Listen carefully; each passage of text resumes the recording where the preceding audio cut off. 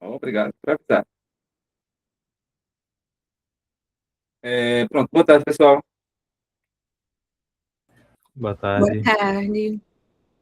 É, Meu nome é José, tá? Eu sou formando no curso de Física aqui do CAA. E esse mini curso ele tem a intenção de trazer para vocês o que é a ludicidade, né? O que é uma atividade lúdica, como fazer uma atividade lúdica e tudo mais. E também relacionar essa ludicidade com os jogos, né? O curso, ele vai se dar em 8 encontros, certo? Ele tem uma carga horária de 20 horas, certo? E para a emissão do certificado vai ter aí um mínimo de presença de 75% de frequência, né? Porém, acredito que isso aí vai ser revisto porque algumas pessoas não podem ver a aula ao vivo por conta do horário, né? Às vezes algumas pessoas trabalham e tal. Aí, como vão ver assistir as aulas gravadas, talvez isso daí impacte um pouco. Mas mais para frente a gente vê como é que vai ser. O pessoal que que trabalhou no curso foi uma equipe, né? E no caso fui eu, Elisângela, que ela está aqui na chamada, Francisco, que está no trabalho, não pode vir. Daqui a pouco eu vou pedir para eles falarem também um pouquinho, se apresentarem e tal. Bruna, que é a presidente do diretório acadêmico, eu acho que vocês conhecem. Luiz, que está na chamada aqui. Lucas, o Manuel Félix, que ele é um dos coordenadores, né? Ele é um mestrando do PPGSM, se eu não me engano. Ele é orientando de João, que é o coordenador do minicurso. Marcelo, que eu acredito que entrou ainda agora na chamada. Matheus, Rodrigo e Vitor. Esses outros ou estão trabalhando ou devem estar entrando aqui na chamada também. Aí, pessoal da equipe, eu vou pedir que vocês falarem um pouquinho, só para se apresentar mesmo, para falar para o pessoal aí.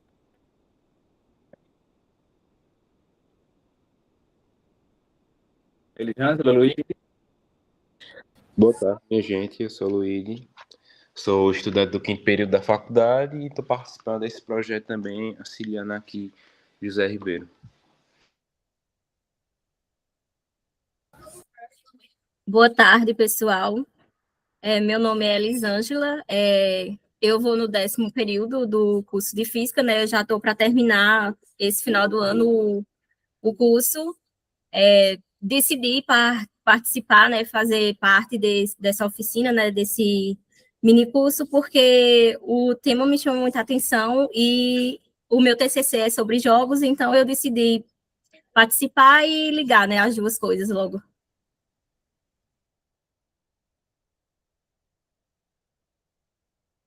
Tem mais alguém da organização online?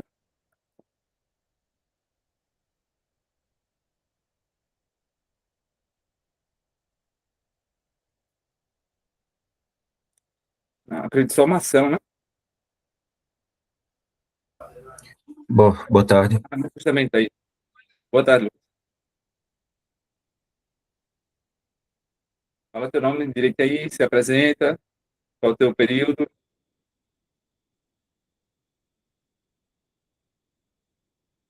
Sou do Exator em Física.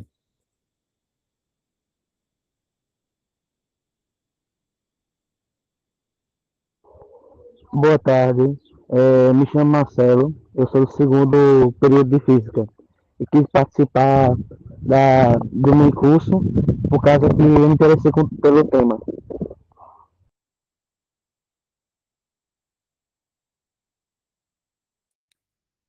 Pronto, show de bola. No decorrer do curso, vocês vão conhecendo o restante do pessoal. Boa tarde, Iago. Como eu estava falando, no decorrer do curso, vocês vão conhecendo o resto do pessoal que vão aparecer por aqui também, acredito eu. Como eu tinha falado antes, o curso ele vai ser dado em 8 encontros, que ficou dividido da seguinte forma, né? O primeiro encontro a gente vai discutir, no caso, o encontro de hoje, a gente vai discutir um pouquinho sobre a ludicidade, o que é a ludicidade, como é que ela funciona como prática educativa. A gente vai diferenciar jogo, uma brincadeira e a ludicidade em si, né? E abordar também temas como gamificação e uso de jogos como ferramenta de ensino-aprendizagem. E fazer a integração, né, através de uma prática que eu preparei, uma prática rapidinha. Enfim, a partir do segundo encontro, a gente vai ver como é que funciona a neurociência cognitiva e a aprendizagem, né? Tipo, relacionar a neurociência cognitiva e a aprendizagem dentro da sala de aula. Também vamos ver fundamentos da prática educativa lúdica, board games e suas propriedades, os jogos, né, no ensino, e vamos fazer uma análise de como criar, assim, criticamente o jogo, né, tipo, como levar um jogo para dentro da sala de aula de maneira que isso proporcione uma aprendizagem para os alunos. E também vamos criar jogos, né. Vamos também fazer uns jogos print and play, que são tipos de jogos mais simples de preparar, entre aspas.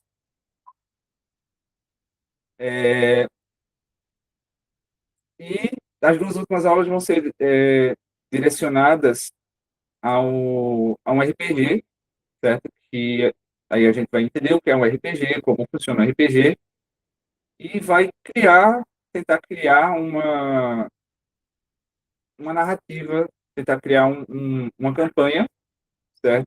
Para aplicar algum conceito, alguma forma de trazer um ensino através do RPG. E no último encontro a gente vai jogar, né, esse RPG.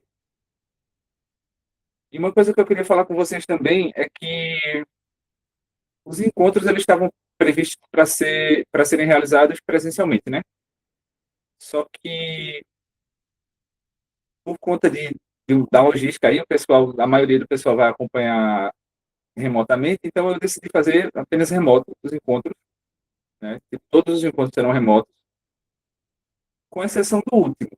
Eu gostaria que o último fosse essencialmente presencial, porque aí seria justamente para a gente botar em prática aquilo que a gente estudou, né? Aquilo que a gente viu durante o curso. Vai jogar RPG, vamos fazer outras atividades lúdicas também, com jogos, né? Envolvendo jogos e tal. E é isso. Tá? Aí, como eu tinha falado, hoje a gente vai começar discutindo sobre a ludicidade e uma prática educativa crítica. Outra coisa é que a ideia do curso é que seja um curso interativo, tá? Eu gostaria que vocês interagissem também comigo, até para não parecer que eu estou falando só com a tela do computador aqui, mas também para proporcionar uma experiência mais completa, tá bom? Também a gente vai precisar interagir porque eu trouxe em alguns outros encontros alguns jogos para a gente jogar, né? E além de aprender a teoria, também colocar em prática, né? Praticar o que a gente está estudando. Bom, vamos lá. Eu trouxe primeiro um joguinho que eu não sei se vocês conhecem, que é o Two Truths and a Lie, que são duas verdades e uma mentira. Esse jogo funciona da seguinte forma, né? São três premissas, e dessas três premissas, duas são verdades e uma é mentira, uma é falsa. Então, a primeira rodada que eu trouxe foi com relação à mecânica. Todo mundo aqui é da física? Todo mundo está participando da física? Não, Tá, mas tem um conhecimento, assim, pelo menos básico da mecânica? Sim, eu sou eu sou de ciência biológica, mas a gente pagou física, quem sabe. Show de bola.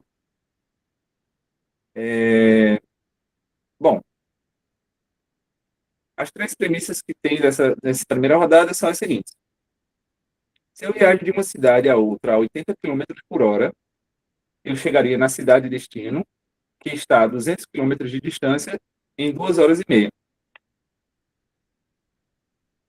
A segunda, a aceleração instantânea pode ser dada pela equação diferencial de segunda ordem, A em função de t, é igual a d quadrado v sobre dt quadrado. E a terceira é, no momento em que um projétil em uma trajetória parabólica está em seu ponto mais alto, sua velocidade horizontal é igual a m vezes g, massa vezes gravidade. E aí, o que é que vocês acham? Quais são as duas verdades? Qual é a mentira?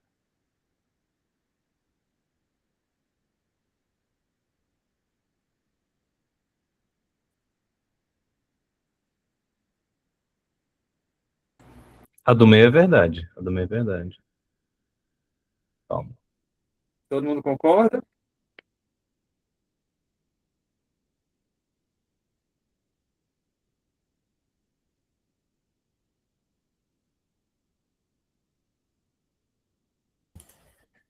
A do meu eu não sei, mas eu sei que a primeira é verdade. Não, a segunda, acredito que foi engano meu, é mentira. A segunda acredito ser mentira.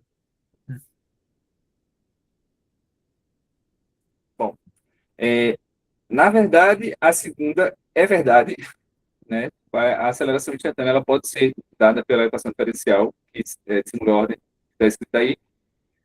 No caso, seria a segunda derivada, né? Da posição em relação ao tempo. Eu, na verdade, eu coloquei dvdt ali, mas era dxdt. Ah, por isso. Por isso. Exato. Agora que eu percebi. Porque eu pensei que era mentira por causa do V. Realmente, se tivesse escrito assim, essa seria mentira, né? Não seria falsa. A primeira também está certa, certo? Porque se a gente está viajando a 80 quilômetros por hora, né? Então a gente levaria ali para percorrer 200 quilômetros, 160 quilômetros a gente percorreria em 2 horas. E mais meia hora seria para percorrer mais 40 quilômetros, né? E a última, ela é a falsa. Ela seria a falsa, né? Porque quando um projétil está na trajetória parabólica, está no ponto mais alto, a velocidade horizontal dela é zero, né? Porque, tipo, ela vai ter só... Na verdade, a velocidade dela horizontal não é zero. E também não é igual a m vezes g. M vezes g seria a força que está apontando para baixo, né? Seria o vetor que está apontando para baixo. Eu trouxe 3 rodadas. A segunda agora é sobre o som. O meu conhecimento de vocês sobre. Vamos lá. A sua frequência de vibração é popularmente conhecida como altura. É uma onda mecânica e, por isso, não precisa de um meio material para se propagar. Em alguns casos, a frequência não pode ser ouvida por humanos. O que é que você já acha?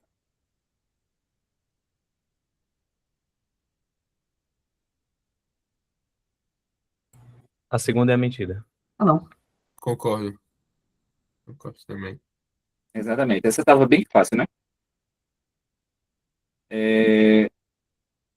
Apesar do som ser uma onda mecânica, ela precisa do meio para se propagar. Então, aqui fora da Terra, né, no espaço, digamos assim,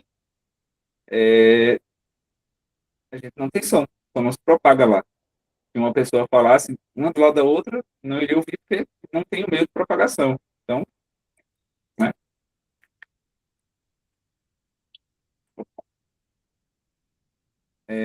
Agora sobre o fóton, seja um pouquinho mais específico. Não possui massa de repouso, viaja na velocidade máxima permitida pelo universo e são partículas consideradas férmions e têm spin 1,5. O que é que você acha?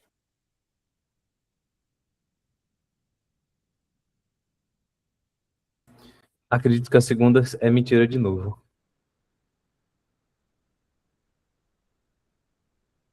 Alguém discorda? Partículas de spin, né? Ela tem spin 1,5. Partículas de spin servem para qual propósito, especificamente? Então, o spin, ele é uma propriedade das partículas, né? é um número quântico que ela está relacionada ao momento angular das partículas. É uma propriedade geral das partículas, né? Todas as partículas é, fundamentais, elas possuem spin, certo? Assim como os átomos também, eles têm spin.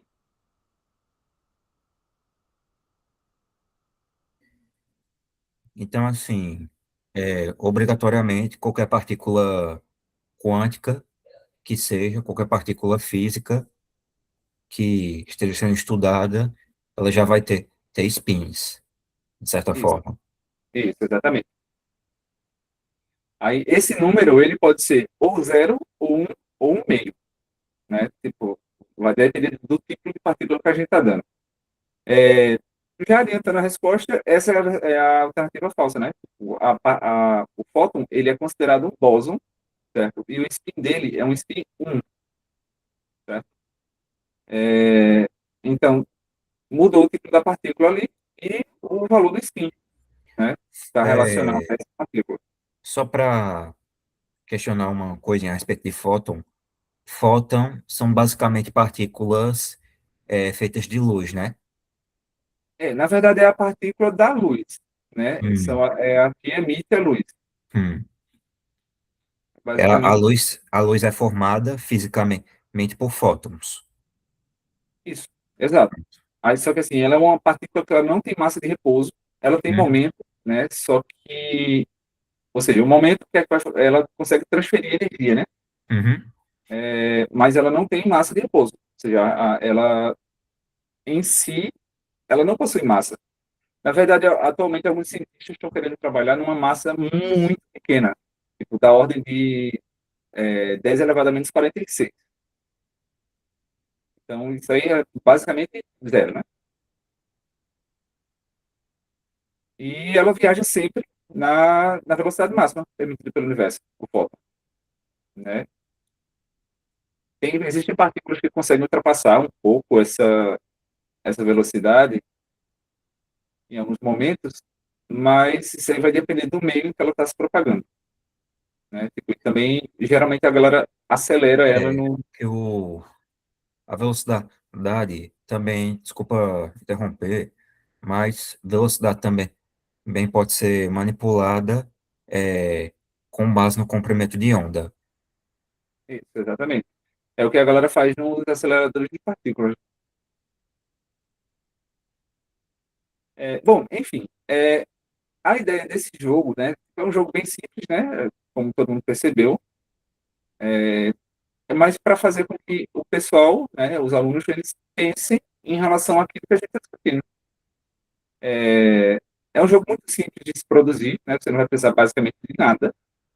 Se você tiver papel e caneta, você já consegue fazer, e conhecimento, claro, né? E, e é até interessante, porque dependendo das premissas que você coloque, pode gerar uma certa discussão que vai puxar o interesse dos alunos, né? Também você pode atribuir, sei lá, uma pontuação ou não pontuação relacionada à nota, né? Mas uma pontuação relacionada à competitividade entre eles, entre os alunos.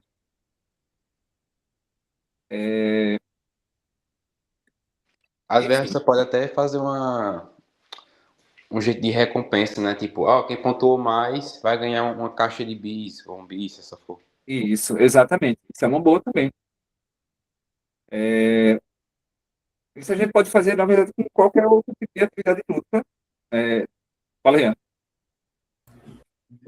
Eu também pensei que seria interessante numa dinâmica de equipes para gerar uma animosidade Sim, entre os alunos. E sim, também sim, sim. facilitar também o processo de, vamos dizer, ao invés de pensar em um prêmio para, sei lá, um grupo ou um aluno, pensar em uma caixa de bis para um grupinho para a equipe toda, para não ficar só um recebendo tudo. Sim, sim. Seria interessante também. Até porque quando eles estão. Normalmente, em outras aulas, a gente vai ver que o Vygotsky, por exemplo, ele diz que a gente aprende a partir da socialização, né? Que a gente vai precisar socializar ali e a gente vai trocar as informações é, com, com os equivalentes, digamos assim, e com o ambiente como um todo, né? Aí, então, seriam os professores, os colegas de turma, enfim. E isso é uma boa, né? Quando a gente traz uma atividade em grupo, a gente faz com que os alunos eles interajam entre si e troquem informações. Às vezes uma pessoa não sabe, um dos alunos não sabe alguma informação, o outro vai lá e complementa e tal. Isso é uma prática muito recomendada, inclusive, né? Enfim, além dessas outras, além desse joguinho, também eu trouxe alguns exemplos de simuladores, né? Que a gente pode utilizar nas aulas, que aí torna ela um pouco mais interativa, o aluno ele vai poder é, meio que ter um contato, principalmente com alguns conteúdos que não são tão táteis assim, né? Por exemplo, quando a gente for falar de física moderna, ou até da química mesmo, é um pouco mais difícil a gente levar alguma coisa tátil. O FET é muito bom, é, é um dos melhores, acho que na verdade é um dos mais usados aqui no Brasil é o FET, porque é uma plataforma extremamente completa, digamos assim, né? Essa aqui é a página inicial do FET, ele, você pode ver ali que tem conteúdo de física, mecânica e estatística, química, terra e espaço, no caso, né, do universo em si, biologia, enfim, é realmente um simulador completo, né? Tem bastante simulações que a gente pode fazer. Essa é a tela da parte de física, certo? Como eu sou do curso de física, eu vou puxar, às vezes, algumas coisas para o lado da física, tá bom? Mas se alguém quiser complementar aí, alguém que seja dos outros cursos, como eu vi que tem gente das ciências biológicas e da química também, vocês podem opinar também, tá? É, essa aqui é a tela inicial, realmente, do simulador, que traz aí um monte de possibilidade que a gente tem com o FET, né? Tem um simulador que eu gosto muito, às vezes eu fico só brincando aqui, só para passar o tempo. É um que eu vou mostrar aqui agora para vocês.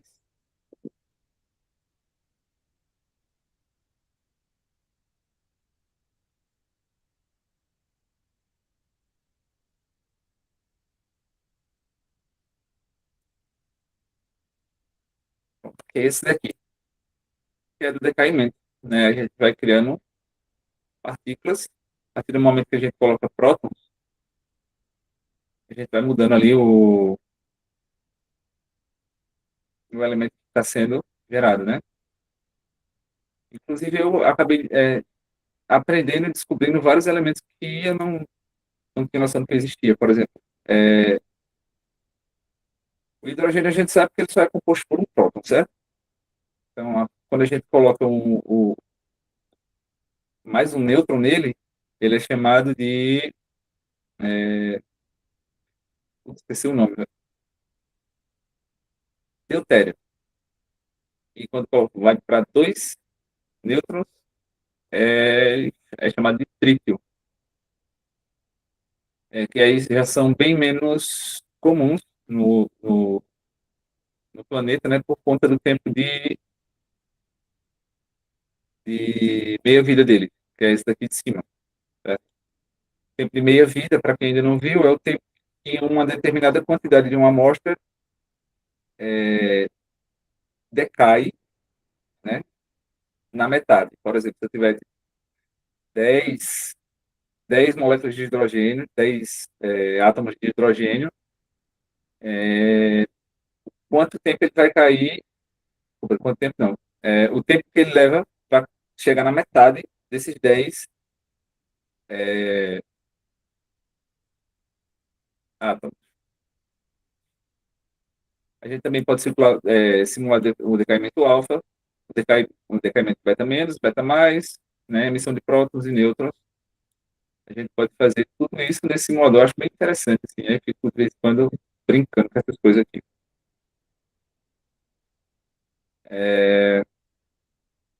Enfim, um outro simulador também que eu descobri, e que eu achei muito interessante, foi o algodão. Eu não sei se vocês já viram.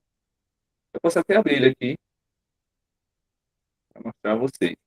Esse algodão, ele é um simulador que foi desenvolvido fora, se não me engano, foi na Universidade de... Eu esqueci agora. Mas, enfim, ele foi desenvolvido fora nos Estados Unidos, né? E também é tão completo quanto o FET. Na verdade, ele é até um pouco mais completo, porque você é quem vai fazer a sua simulação. Já tem algumas coisas prontas que você pode encontrar aqui. Por exemplo, eu estava olhando hoje, aí eu vi aqui que já os prontos que já tem, né? Alguém elaborou aqui o funcionamento de uma câmera fotográfica, no caso. Essas linhas azuis e essa linha azul e vermelha, as duas linhas são a imagem que está sendo captada pela lente, que é essa parte aqui, certo? Então, vê, quando a gente... Opa, foi. Ah, a gente tem que rodar a simulação, né? Claro. Pronto. Quando a gente muda o foco aqui, tá vendo? Aí as linhas de- da imagem, elas mudam um pouquinho aqui atrás, ó. A angulação, tá vendo? Nessa parte aqui. E também o funcionamento dela, né? Aqui ele fecha, aí, tipo, fica bem mais focada a imagem, certo? Passa apenas um feixe de luz aqui, ó, e chega no olho. E quando ele tira a foto, que acontece tudo isso aqui dentro da câmera, tá vendo? Tudo se move aqui dentro.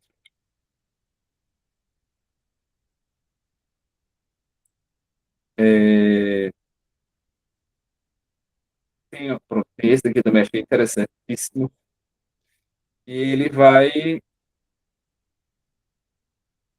desenhar ali, ó. Com o passar do tempo, ele vai desenhando, escrevendo, né? Na verdade. Deixar ele rodando, ele passa o resto do dia aí escrevendo essa palavra que o cara que criou colocou para fazer, né? Mas acredito que você pode dar para fazer outras palavras também. E, cara, pronto, tem esse outro aqui também, que lembra muito o joguinho que eu jogava quando eu era mais novo, né? E aí você é um carro de, de rally. Aí você pode brincar, você vai para um lado, vai para um lado, vai para o outro, Parece tal. o Hill Climber. Isso, exatamente. Aí, isso foi tudo que o cara criou aqui dentro desse simulador. Quando eu descobri esse simulador, eu fiz, caramba, o que esse daqui Engraçado o padrão de cores do piloto. Lembra o Senna. é? Aham. O cara foi muito criativo a fazer isso daqui, velho. Enfim, existem outras inúmeras coisas que já foram feitas, né, pelos... Fala aí, Ian. Eu achei interessante. Ele não parece ser tão complexo assim, mas você está apresentando só agora, mas já que você tem mais familiaridade, o quão é de assim, mexer nele? É fácil, é tranquilo? Dá- não é Não é tão fácil. fácil. Não é Ah, tão fácil. Eu vou abrir um novo aqui. Agora, peraí. Tá, pronto. Cenário novo, né? Vê, aqui ele tem umas formas que você pode criar, você pode usar. É, você desenha a forma aqui de qualquer jeito e ele vai dar uma forma doida, tá vendo? Por exemplo, eu posso desenhar aqui não sei o que é isso. Aí aqui embaixo eu boto, tem um círculo que você pode botar também. Ah, um negócio interessante é que ele vem com um tutorialzinho e que ele vai ensinando para que cada ferramenta serve, certo? Aí todas as ferramentas estão aqui do lado, você pode usar, né? Tem uma borracha, tem engrenagens que você pode usar. Você pode, deixa eu ver, eu não consegui fazer muita coisa porque ele realmente é meio complexo de, de fazer alguma coisa, né? por exemplo, eu vou tentar fazer um carrinho aqui, funcionar e sair andando aí por aí.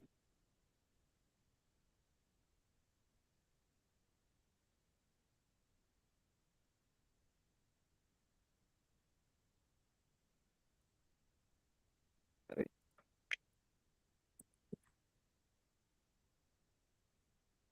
Pronto, aí você pode colocar aqui, tá vendo? No eixo, você pode ligar um motor. Aí, o que eu achei interessante também é que quando você vai criar, você consegue mexer em muita coisa mesmo. Pronto, aqui eu coloquei um motor, né? Eu posso mexer na velocidade que o motor vai estar rodando, posso mexer no torque dele, o torque, no caso, seria a força que ele tem, né, para subir alguma ladeira, alguma coisa. E eu também posso fazer essa ladeira, como vocês viram lá no joguinho do carro de rally. Eu vou fazer um bem simples aqui, porque realmente eu não consegui fazer nada muito complexo, porque é realmente bem extenso. Você pode fazer um monte de coisa. Aí, o carrinho sai andando. Você também pode colocar para você controlar, né?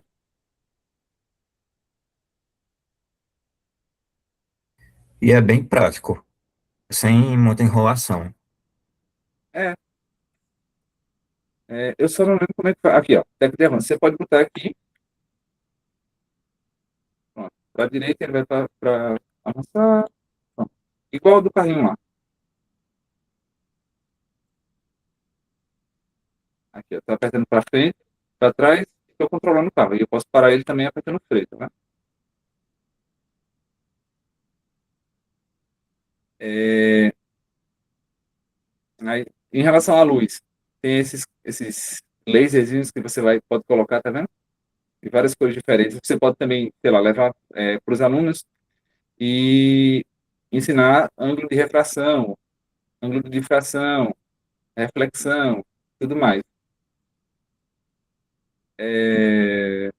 Você também pode colocar, deixa eu ver aqui,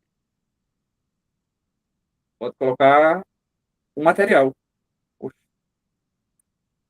Você pode colocar o material, mudar o material do que você está fazendo, né? Você pode liquidificar, você pode tornar ele um líquido, ou seja, você pode fazer um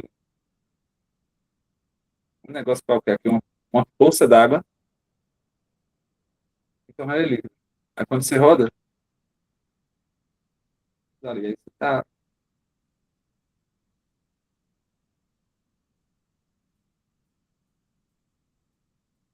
tudo se derrete ali, tá vendo?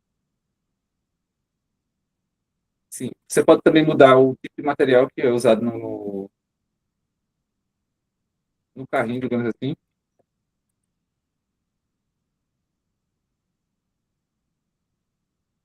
Só põe para botar pro lado esse negócio. Pronto. Aí você pode botar aqui, ó. Você pode mexer na densidade do material, você pode mexer na massa, a fricção que o material vai ter, né? A fricção seria o coeficiente de atrito relacionado e outra.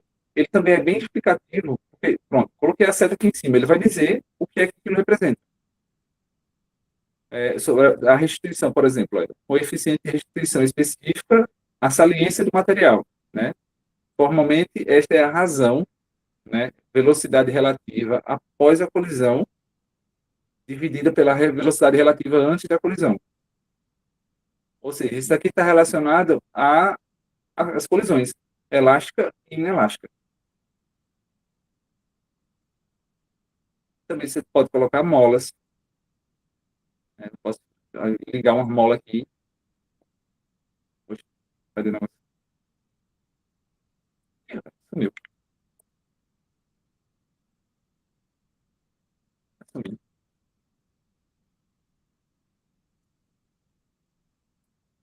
Não sei porque ele não está querendo ir, mas tudo bem, já. Porque aí não vai.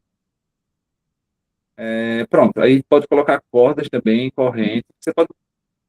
Muitas coisas você pode colocar aqui. Tudo que você imaginar, você consegue colocar. Você pode mudar a gravidade, você pode tirar a resistência do ar, você pode. Enfim, Vocês já perceberam que realmente é um negócio muito grande, né? Complexo, digamos assim.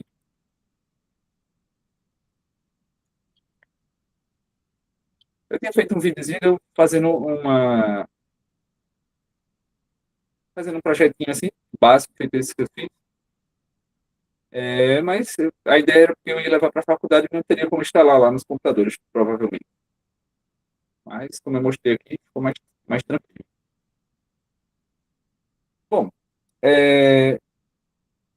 vocês já ouviram falar em Cipriano Lucchesi? Alguém já pagou a avaliação da aprendizagem? Eu não. Eu estou em Fundamentos da Educação. Pronto. Lucchesi, ele tem os trabalhos ali relacionados à avaliação da aprendizagem, certo? No entanto, eu encontrei um livro que fala sobre ludicidade. E nesse livro ele diz que ele define ludicidade, né? Tipo, ele explica algumas coisas que aconteciam na USP há algum tempo. O Lucchesi, ele é brasileiro, tá? Ele traz algumas cadeiras que o pessoal pagava lá na pedagogia, né? Que era chamada de ludopedagogia, né, eram divididas em três. Era ludopedagogia 1, ludopedagogia 2 e 3. Enfim, e ele define a ludicidade como sendo uma atividade que vai proporcionar uma sensação de prazer para quem está participando, né? Como brincadeira, viagem, entretenimento, como filme, uma visita ao museu, uma atividade de lazer e etc. Né? Várias coisas a mais, né? Porém, essa atividade ela pode ser ou não lúdica, né? A depender de quem vai estar brincando ali, quem vai estar utilizando aquela atividade. Por exemplo, um jogo de futebol pode ser uma atividade lúdica para várias pessoas, para muitas pessoas aqui no Brasil. Porém, algumas pessoas não gostam de futebol, então não vai ser lúdica para essa pessoa.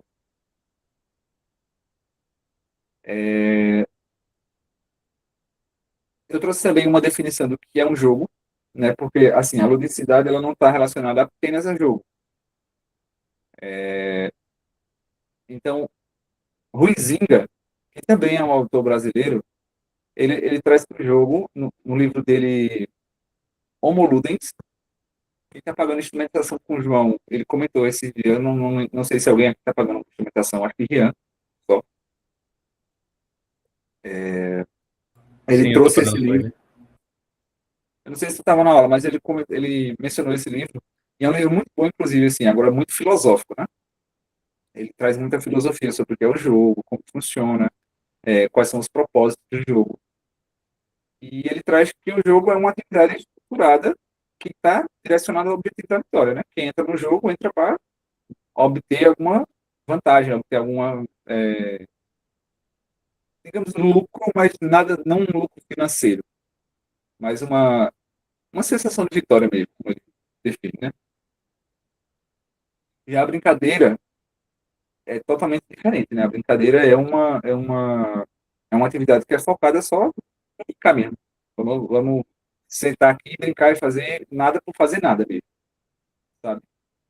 Porém, ainda podem trazer elementos de aprendizado social, né?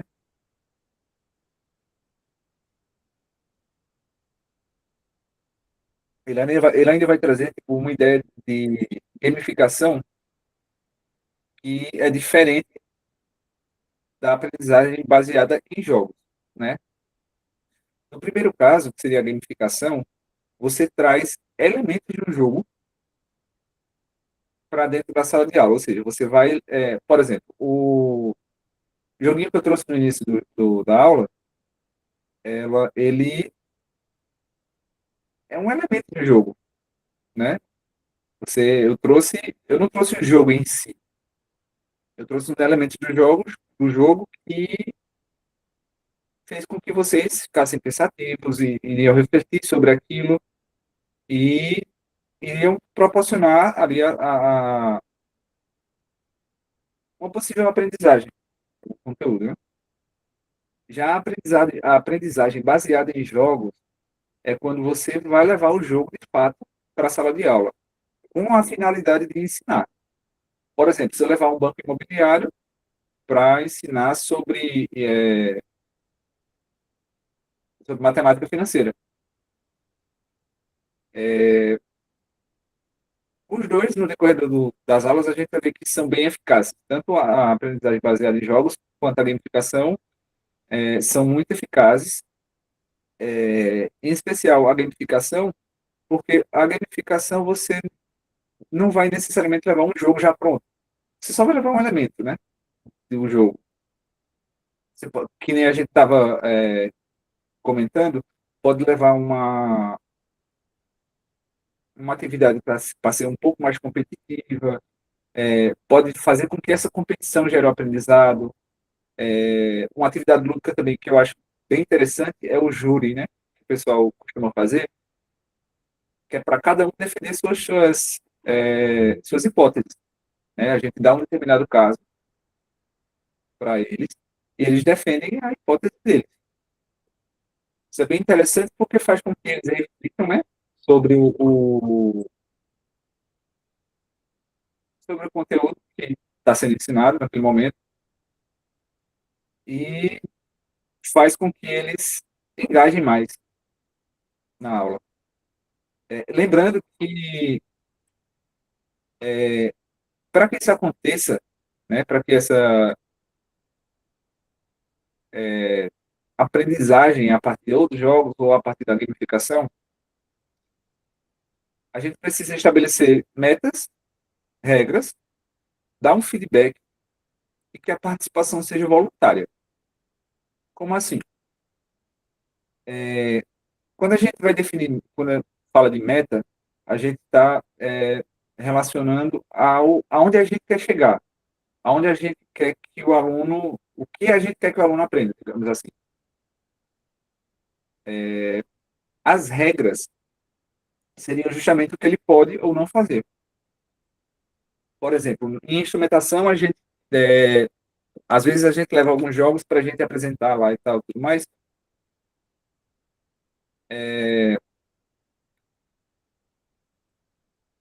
O pessoal agarrando, tá falando seco. Enfim, as regras, a gente, né, leva os jogos para lá na aula de implementação. Esses dias eu apresentei sobre imagem em ação, que é um jogo que você pode ou desenhar ou fazer uma mímica para que sua dupla tente adivinhar o que é que você está fazendo, o que é que você está desenhando, o que é aquele conceito. Então, a meta era com que eles testassem o conhecimento deles a respeito de um determinado conteúdo que foi dado, né? A gente usou muito a física no geral, a gente colocou, como a gente já era no ensino superior, a gente já colocou mais temas, né? Mecânica, a gente colocou circuitos também, colocou corrente, enfim. As regras eram justamente relacionadas a você ou só desenhar ou fazer uma mímica. Aí dentro dessas regras existiam sub-regras, né? Você não poderia desenhar especificamente o que aquilo quer dizer.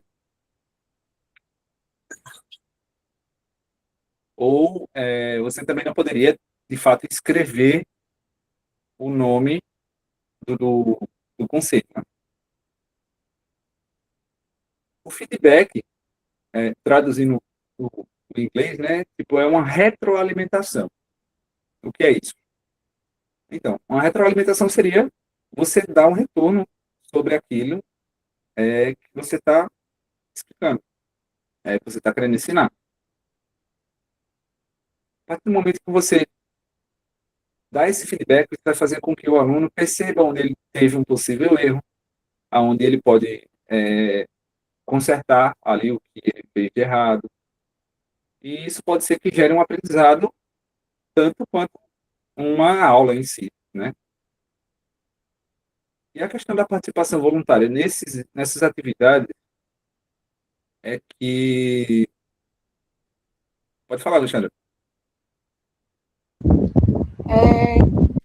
em relação a essa estrutura, né, que você está falando, é interessante mesmo, porque é necessário também que os professores sempre tenham a consciência de deixar claro para o aluno qual é o objetivo, né?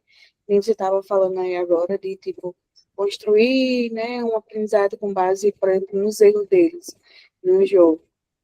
Mas é porque tem muitos alunos que, quando o professor leva uma dinâmica, um jogo, alguma coisa assim, eles só pegam a hora do jogo, né?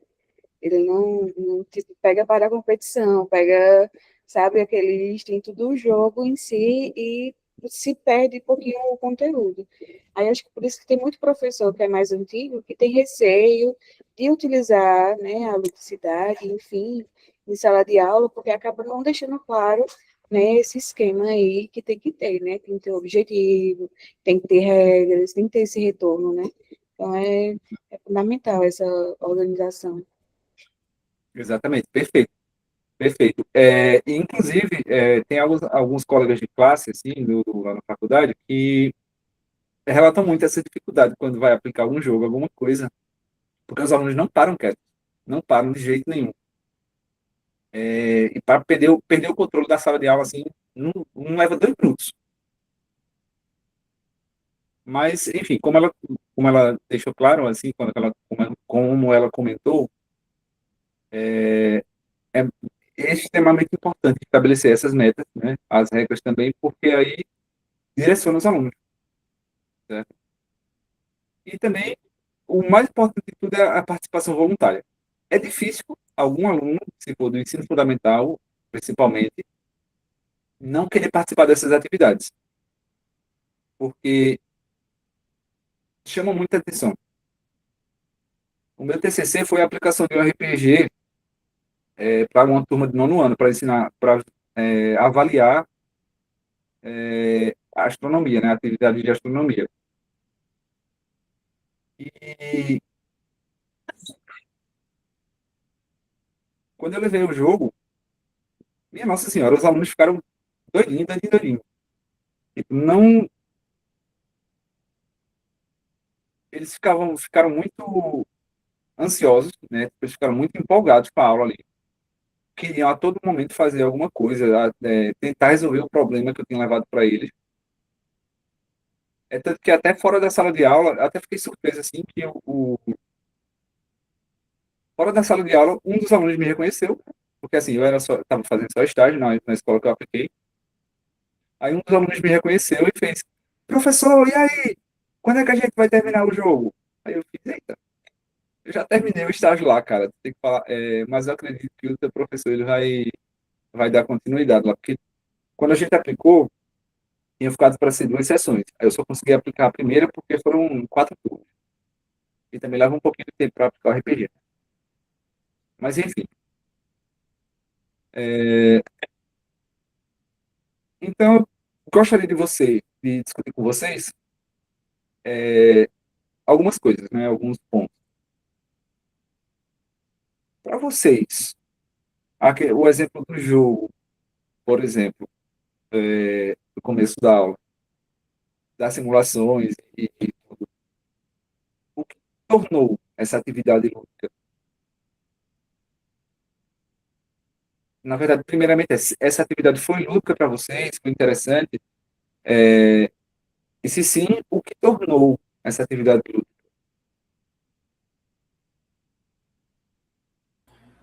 Eu acredito que, sim, foi bastante lúdica, e eu acredito que o que torna isso lúdico, chama a atenção, é essa sensação de desconexão da formalidade da sala de aula, onde você está aprendendo, você está ainda vendo o conteúdo, só que não da maneira regrada como somos ensinados e treinados a ensinar assim durante a nossa vida.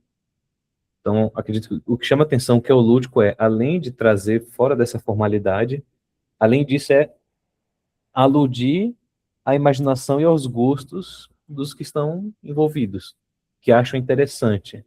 Envolver o que é de interesse. É o quê? É, como diz o ditado, unir o útil ao agradável. É útil você aprender física. e é agradável você aprender de uma forma divertida, com algo que lhe diverte. Sim. E principalmente a física, que é uma matéria que todo mundo tem medo, né? Não sei por quê, é um negócio tão bonito.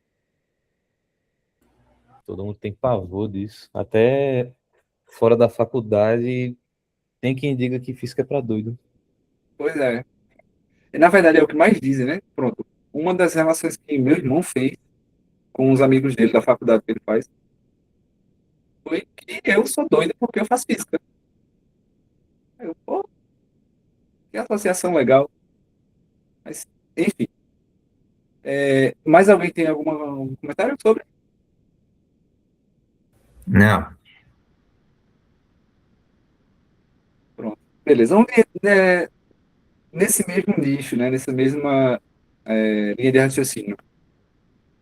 Onde entra o ensino e qual o papel do erro na atividade para vocês?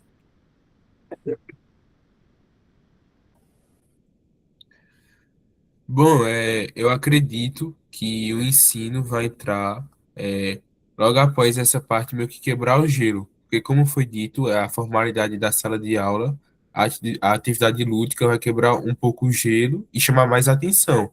E após ali ter uma atenção, vai ser onde vai entrar o ensino, para que todas as pessoas consigam compreender até de forma mais fácil, talvez.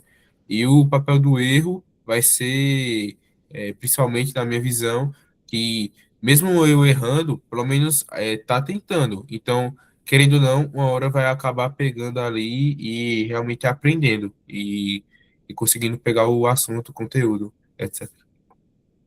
Perfeito. Perfeito. Também por esse caminho mesmo. E ainda assim, na questão do erro, é interessante porque muitas vezes a gente, quando está fazendo uma atividade mais formal dentro da sala de aula, a gente tem medo de errar, né? Assim, tem medo de opinar alguma coisa para o professor, principalmente a gente que está na faculdade, assim, quando a gente vai opinar alguma coisa, o professor pede para responder no quadro assim, a gente fica um pouquinho mais nervoso e tal, com medo de errar, né? Então, para os alunos de ensino médio fundamental também não é diferente, né? Eles vão ficar um pouco mais nervosos, com medo de errar e tudo mais. Alguns não vão estar nem aí, né? Mas normal. Mas assim, a atividade lúdica ela proporciona que o erro seja visto de uma forma mais tranquila, né? Às vezes o aluno vai errar, não vai nem perceber que errou. Aí você corrige. eu, Pode falar, Lucas. foi mal interromper, que eu queria comentar sobre a possibilidade de esse recurso estar sendo utilizado como uma forma de tornar o aluno independente para resolver problemas da física, dele não ficar dependente somente do sistema convencional não, de ensino brasileiro em relação à física. Perfeito. Dele, hã? Perfeito. Esse questionamento é interessante, porque, vê, alguns jogos, eles vão proporcionar para o aluno uma melhor autonomia, principalmente o RPG, né? Eu vou defender muito o RPG, vou falar muito do RPG, porque eu sou um extremamente fã de RPG. O RPG é um jogo que você vai tomar decisões, né? A partir da premissa que vai ser lançada, né? Da campanha que você vai pegar. Então, essa tomada de decisão dentro do RPG, ela vai fazer com que o aluno ele seja um pouco mais autônomo quando for na questão de analisar um problema, certo? Óbvio que quando a gente vai aplicar um RPG, ele tem que ter um mínimo de conhecimento prévio, né? Ele tem que saber alguma coisa antes para poder aplicar aqueles conceitos. Então, a aula expositiva ela é fundamental também. A aula tradicional, ela não vai ser totalmente descartada, porque é a partir dela que a gente pode explicar. Tá, a gente pode inserir alguns elementos dentro do jogo, dentro do RPG, que force, entre aspas, o aluno a querer entender o que é que está acontecendo ali para poder resolver. Ou seja, ele vai precisar aprender dentro do jogo o que é que ele pode fazer para resolver. No RPG, novamente, no RPG, por exemplo, você pode colocar um NPC ali que ele vai precisar interagir obrigatoriamente com ele para que ele explique o que é força, como se calcula a força. E futuramente, assim, né, alguns passos mais à frente, pede para ele calcular a força de um determinado objeto, de alguma caixa que ele precisa mover e tal. E assim você pode atrelar a atividade, né, do jogo em si com a aprendizagem. Pode falar, Alexandre.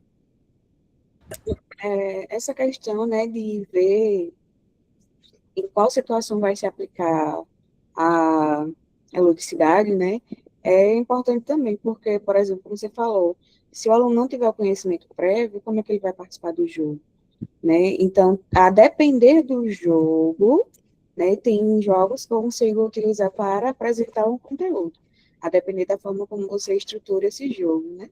Mas aí tem outros que vai servir de revisão, ou seja, ele vai ter que ter visto aquele conteúdo, né? Então, isso Exato. também a gente tem que pensar na hora de elaborar, né? Eu acho muito interessante você falar de RPG e eu até quero ver depois como é que você trabalha o RPG em física, né, por exemplo. Pronto, perfeito. Eu acho muito interessante a questão do RPG, porque, que nem eu disse, né, você pode colocar dentro do RPG um NPC. O NPC são aqueles personagens que você não joga com ele, né? É literalmente isso na tradução, que é não playable character. Ele vai estar lá só para interagir, só para trazer alguma informação, só para. Às vezes não é para nada, tá só ali só para fazer. Encher o saco, vamos dizer assim. Você colocando, por exemplo, dentro do RPG, um NPC desse, para explicar, ou, sei lá, dar o direcionamento, como eu falei, de como calcular a força, né? Quais são as grandezas que envolvem o cálculo da força. Pode, dentro do jogo mesmo, já proporcionar essa atividade lúdica, né? E uma coisa que pode ser feita também na questão do RPG é, por exemplo, você pedir que os alunos seja, tornem a atividade um pouco mais imersiva. Pode pedir para eles se fantasiarem com o personagem dele. Pode pedir para eles fazerem, sei lá, criarem os equipamentos deles, assim, né? Isso vai também estimular a criatividade deles.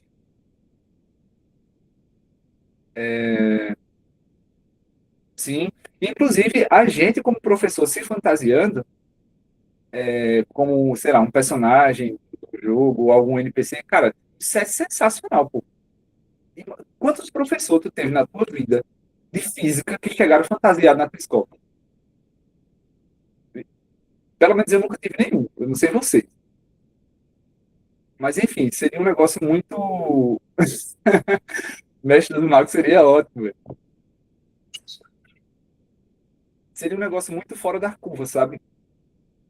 E a gente vai ver em outras aulas aqui também que esse papel da emoção, né, das nossas emoções numa sala de aula, ela também é importante, importantíssima, na verdade, para o aprendizado. Na próxima aula, eu acredito que eu vou abordar isso. Eu acredito não, né? Tipo, tenho quase certeza que é na próxima aula. É, enfim, e essa última pergunta, eu acredito que é justamente isso que a gente está discutindo agora, né? Se existe uma conexão direta entre a ludicidade e a aprendizagem. A gente percebe que, de certa forma, sim, né? Apesar de ser necessário uma certa formalidade, a gente também pode levar outros elementos que não sejam necessariamente no ensino tradicional, né? Quadro, escrito, caderno e tal e tudo mais. Mas é como eu disse, não devemos excluir essa metodologia de quadro, de aula expositiva e tudo mais, porque é o que vai gerar o conhecimento prévio do aluno. Primeiro, ele vai precisar ser exposto a algum conteúdo, alguma coisa, para ele poder ter uma certa noção ali do que ele está trabalhando, do que ele está utilizando no jogo. Mano, vou ver as mensagens aqui, desculpa.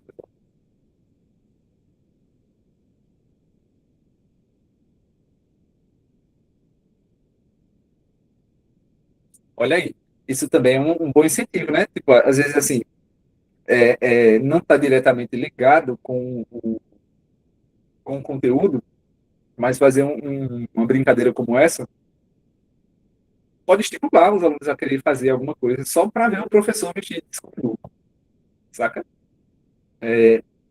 Pode nem ser um negócio tão complicado não.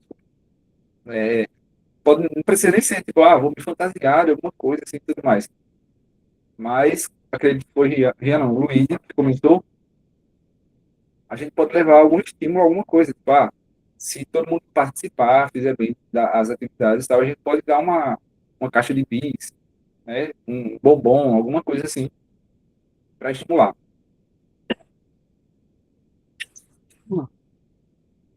Desculpa.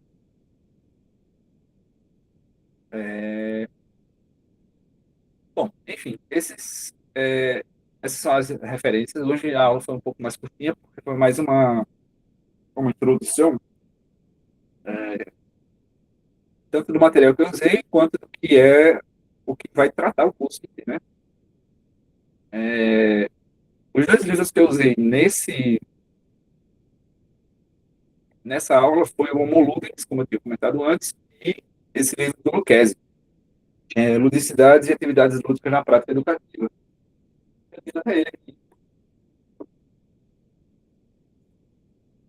esse livrinho azul aqui. O outro eu tenho também, mas está com. Eu emprestei para Rodrigo. Aí, em outro momento, eu apresento a vocês ele também. Alguém tem algum comentário, alguma coisa? Pode abrir o microfone e ficar à vontade para falar.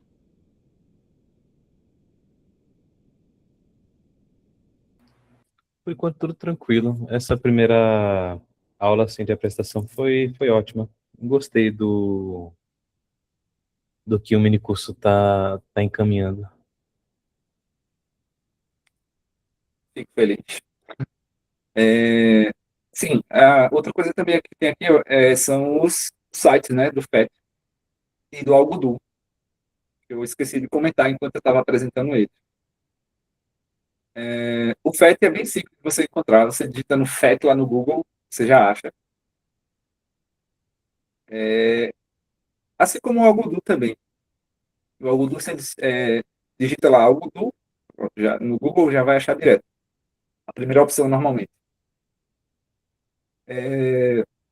Mas o site também é muito simples, muito fácil de lembrar, que é algodu.com, né? www.algodu.com.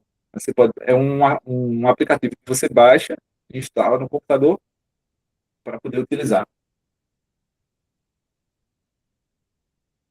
Essa questão de fantasia ali, a Alexandra comentou ali que ela pediu que os alunos dela apresentassem seminários que se fossem fantasiados, eles ganhariam um ponto extra, né?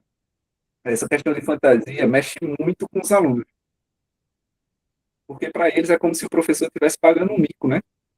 Como se fosse alguma forma deles se recompensarem.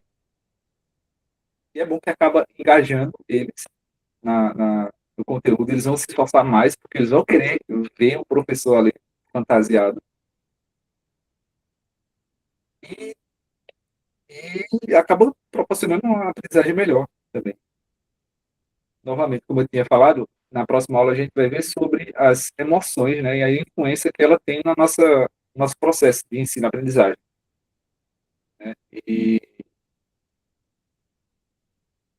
só um spoilerzinho, quando a gente tem uma emoção muito forte relacionada a alguma coisa, a gente tende a armazenar essa memória por mais tempo. Ela vai ser armazenada numa memória de longo prazo e a gente vai conseguir acessar em outros momentos. Não só em relação a memórias traumáticas, né? Mas em relação a emoções fortes mesmo. Sim. Em alguns casos, quando a memória é muito traumática, tipo, extremamente forte, aí o efeito é o contrário, mas isso são só em casos de memórias traumáticas mesmo. Tipo, sei lá, perda familiar, alguma coisa assim, bem, bem forte, sabe? Mas enfim, isso é conteúdo para a próxima aula. Alguém tem alguma dúvida? Quer comentar mais alguma coisa? Boa tarde. Fala, Janias. Boa tarde, cara. Bom, eu não tenho nada a dizer, senão agradecer-me por essa oportunidade. Eu achei essa temática bastante interessante e acredito, eu nem conhecia aquele outro, aquele outro, é aplicativo, é um site sobre jogos, é Algodão, né? Pois não? É, Agudo. Yeah. Eu não conhecia, mas eu achei ele interessante. Eu só apenas só conhecia o FET, mas assim de uma forma geral, mas não com aquelas atividades todas da física em si. Mas eu acho que é muito interessante. Acredito que é uma oportunidade que tenho, não é, para poder aperfeiçoar mais coisas. Como sabes, acho que alguns sou de Moçambique, não é? Venho cá para fazer o mestrado, mas acredito que estamos aprendendo bastante e tenho a certeza que com esta atividade vou poder também ter mais prática, vou absorver mais experiência para poder aplicar do outro lado, que é, neste caso, no meu país. Sim. Então agradeço bastante e estarei aqui convosco para podermos aprender mais. Espero que seja muito produtivo, né? Não só produtivo, mas que isso chegue a somar na tua prática lá no teu país. Pelo que a gente estava Yeah. conversando Muito na última obrigado. aula, pelo que a gente estava conversando lá na última aula do epistemologia, percebi que realmente lá tem alguns problemas bem parecidos com aqui, né? Realmente são vários, né? São vários. Mas olha, eu acho que os problemas existem em si, mas nós, como professores, devemos dar o nosso máximo, né? Porque nós sabemos que o sistema está instalado, já está lá. Então, o que nós devemos fazer? Vamos assistir? Não, porque as crianças que nós vamos dar aula são nossos filhos. Então, ninguém gostaria de ver seu filho ser ensinado mal. Então, cada um deve fazer a sua parte de modo a melhorar. Então, é isso, né? Tentamos buscar a cada dia aperfeiçoarmos mais para podermos dar o nosso máximo. É nesse contexto. Perfeito, perfeito. Mais alguém?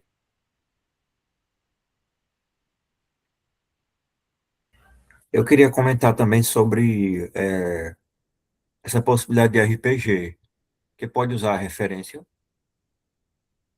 Como assim? por exemplo, para o RPG, e não ficar uma coisa muito quebrada. Eu posso me inspirar em um RPG já conhecido. Pode, pode sim. Inclusive, até facilita. Porque assim você já vai ter uma campanha pronta. Você já vai ter. Desculpa. Você já vai ter personagens prontos, né? Seu trabalho, quando você pegar uma referência já pronta, vai ser adaptar ao tema que você quer ensinar, certo? O Rodrigo, que também faz parte da organização, mas ele não está aqui hoje porque ele está trabalhando, ele me mostrou um tipo de RPG que eu não conhecia, que é o RPG de folheto. O RPG de folheto, ele é basicamente uma folha, né? Parece aqueles panfletos de divulgação de loja, bem pequenininho assim, né? E tem todas as informações da campanha. Lá você vai ter os dados do personagem que você precisa para poder criar, vai ter onde vai se passar. Eu até fiquei surpreso porque realmente é um RPG completo, basicamente, em um espaço muito pequeno, sabe? Eu vou, talvez em alguma outra aula, talvez até na aula sobre o RPG mesmo, eu vou tentar apresentar ele. Eu vou pedir para Rodrigo depois me passar direitinho. Aí eu mostro para vocês também. Eu usaria, assim, no meu caso pessoal, talvez na próxima aula eu também comente mais sobre comentar mais não, né? Eu comentaria seria sobre utilizar usar o ciclo arturiano na criação desse RPG. Perfeito. É uma boa também. O circulatoriano que tu fala seria do. Do Rei Arthur, Sim, que não é o. Que é me fugiu. aproveitando o gancho, eu não estou escrevendo um universo compartilhado Aham, com esses personagens. Aí, além sim, sim, da galera do ciclo arturiano, a ideia é juntar a galera literária, galera de fábula. Aí, além do ciclo arturiano, que remonta à Idade Média, eu também vou utilizar os Três Mosquiteiros, o Robin Hood, vou utilizar alguns personagens de Jornada para o Oeste, como o próprio Sul Kong. sim. Achei bem interessante, inclusive, lá, que nem eu comentei. Uma mistura muito inusitada, né? Digamos assim, porque realmente são universos muito diferentes no mesmo universo. Vai tornar a história bem bacana. Que assim, eu fiquei com o pé atrás em relação a esse universo na primeira vez, que eu achei que ia ser uma mistura estranha, mas se for construído direitinho ali, de maneira assim, bem feita, e não de maneira aleatória, fica interessante. Porque a ideia de colocar, por exemplo, o Robin Hood e os Três Mosquiteiros junto do Rei Arthur, por exemplo. Porque os três não são de origens europeias, Sim, pronto. Aí faz sentido, de certa forma. O Sul Kong vai ser um pouquinho mais complexo, porque ele não é de uma cultura europeia, ele é de uma cultura mais oriental, mas eu vou tentar, tá, construir esse universo aos poucos. mas dá para relacionar, dá para relacionar. Fala, Rodrigo. Professor, eu queria agradecer. Muito boa aqui, gostei mesmo da dinâmica. Os slides estão muito bonitos, depois gerando segredo desses slides. E quanto à frequência, professor? O senhor vai passar aqui uma ata, como é? Não, em relação à frequência, eu vou estar conferindo pelo relatório do MIT. O MIT ele me manda um relatório por e-mail assim que termina a reunião. Mas é como eu disse, como tem algumas pessoas que estão trabalhando, que não podem vir, acredito que a avaliação do final vai ser uma, uma atividade que eu vou propor no Classroom, porque eu ainda vou trabalhar nela, que é justamente desenvolver uma proposta de jogo para ensinar algum tema à escolha de vocês. Depois Ótimo, eu professor. vou, Muito obrigado. nada. Depois eu vou elaborar ela direitinho e aí eu boto lá no Classroom, tá bom?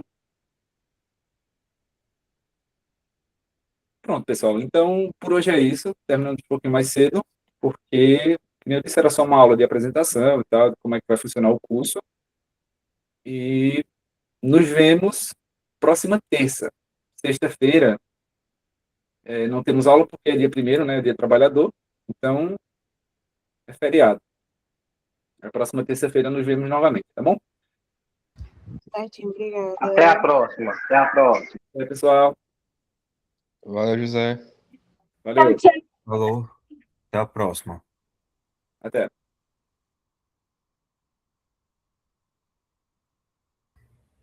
Tem que ver mais sobre os personagens que eu vou utilizar nessa história. Tu vai tentar elaborar tentar elaborar a história para fazer um RPG? Não RPG. Pode fazer? Pode. Tem como fazer um RPG com essa história. Mas eu vou fazer mais uma história literária. Nem tão grande, mas também nem tão curta.